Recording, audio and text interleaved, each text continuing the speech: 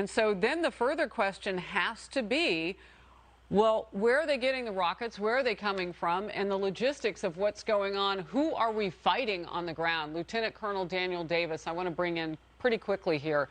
Senior fellow and military expert at Defense Priorities. He served in the military for more than 2 decades and deployed to Afghanistan twice in his career.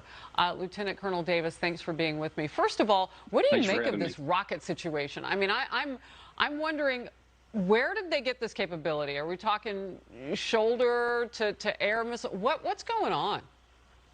Yeah, when I was in my last combat deployment in Afghanistan through 2011, I was headquartered in Bagram, and that was almost a daily affair where we had rocket attacks on the Bagram airfield. And so I can tell you that primarily these are something like, well, not man-made, but they are not formal kinds of rocket launchers. They are typically called Katyusha rockets, and sometimes they fire them out of the back of a truck or a car even. In fact, one of these strikes that we've had against ISIS-K, you could see the rocket launchers in the back seat of a car. So they're notoriously inaccurate, but if they happen to hit something, they can cause damage. Yeah, so you can't do like a directional hit, but as you say, if you've created what other military analysts have told me the best word to use right now at that airport is a kill zone, because you've got people that can only come and go in one direction, one, basic portal. There's no other airfield, so on and so forth. So if you create a target, they don't have to be all that accurate. Well, I mean, the Kabul airport is still fairly large, but they are just kind of in the right direction, and you just point and you hope that it lands on something. They typically don't, the most of them, but you're absolutely right. I mean, because it is such a comparatively small in terms of the city area, it doesn't have to be too far off target and actually could accidentally hit somebody. So the danger is unequivocally high. And you just heard Admiral Kirby say we are in a particularly dangerous situation. He says it's always been, but particularly now. Lieutenant Colonel Davis, talk to me about exiting, because we've been exiting for 2 weeks and none of it has looked good. Yeah, I think we have to recognize that up until, I want to say it was the 12th of August, this was from the order in April, a withdrawal of 2,500 U.S. troops. It turned into an all-out evacuation, civilian evacuation of now over 120,000 just within the last couple of weeks. So it has, frankly, I think, been a heroic effort by the military to shift gears when there was no pre-planning for this to get that many people out. But there's no way that could be done in a clean way. I mean, there was no immaculate withdrawal ever possible, and I think the military deserves some credit for having what they've done.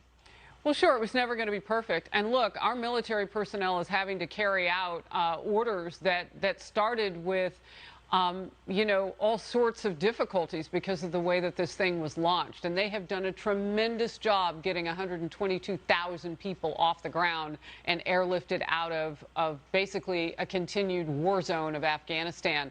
I am curious to know now, though, because it looks like we're fighting our way out. And what does it look like for the last men and women left on that field? Yeah, and the reason that we're having to fight our way out on the last piece, although it's not quite that bad, because ironically the Taliban have withheld any attacks, and they have actually done a lot to prevent some of these attacks, to keep them down to a minimum. Do you think that continues? I mean, 3 p.m. Eastern tomorrow, 3:59 p.m. Eastern tomorrow, we have to be out. That hard deadline, and is it a flip the switch type of situation on the ground? But see, here's the reason why it's in their interest to do so. Nobody talks about it very much, but 28 of those killed in action were Taliban members. So they are even more upset at ISIS-K than we are. So they have a very direct reason to want to do that. Forget about whether they want to help us. They want to get back at their enemy, and they'll do that. But Harris, the only reason why ISIS-K has any chance to get us is because we're on the ground. The minute that we get the last of our troops off the ground, ISIS-K is almost powerless to do anything against us because they can't project power outside of their area. So they're in a desperate attempt to try to get headlines to try to get us now before we get out, because they know it'll be covered. Yeah, it's important to separate these groups out somewhat. I mean, that break off from the Taliban group that then became, what's been known as a franchise for ISIS now, trying to do what it can. But al-Qaeda has proven it can have that capacity. And they're also on the ground there. Real quickly, I want to get to this. It seemed like things got a little chippy there at the Pentagon press briefing when one reporter said, "This is a hard question." And it is a hard question. What exactly did we know of last week's attack? Let's watch together, and then I'll come back to you, Lieutenant Colonel. Stand by. According to Politico, the U.S. knew where the attack would, or roughly where the attack would take place on Thursday and when it would take place. Why were there U.S. troops at that gate at that time? Jeff, what I can tell you is that we have been monitoring as close as we can intelligence that led us to believe that we were in a very dynamic and in some cases specific threat environment. We're going to investigate. We're going to get to the bottom of what happened last Thursday. 13 precious lives were lost. We're going to take that seriously. I am absolutely not going to speak to a press story that was informed by the unlawful disclosure of classified information. I counted more than 10 us. That is a hard question.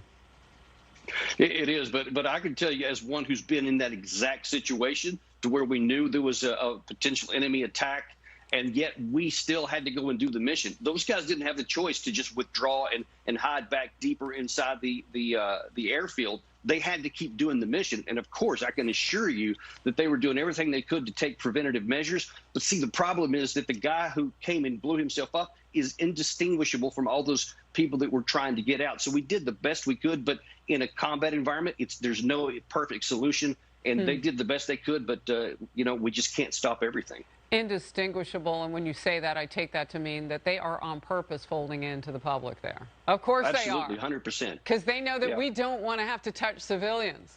Right. It's part of our soul. It's who we are as America. And then they do this. They put themselves, and we see this in other places. We see this in the Gaza Strip. We see this in other places where the enemy will fold in among, other terrorists do it. Lieutenant Colonel Davis, thank you for your time. President Biden on Sunday paid